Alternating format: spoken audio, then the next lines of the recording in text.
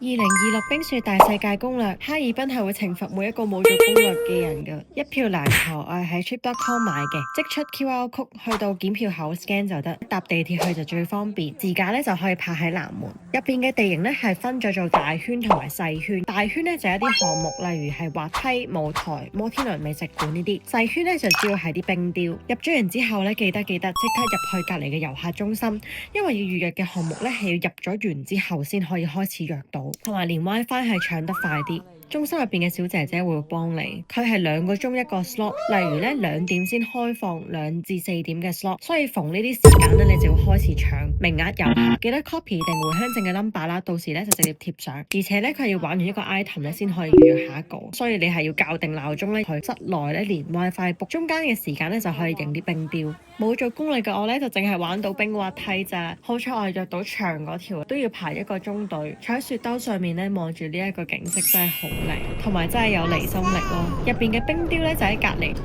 花江嗰度開採，日頭定係夜晚睇都係咁靚。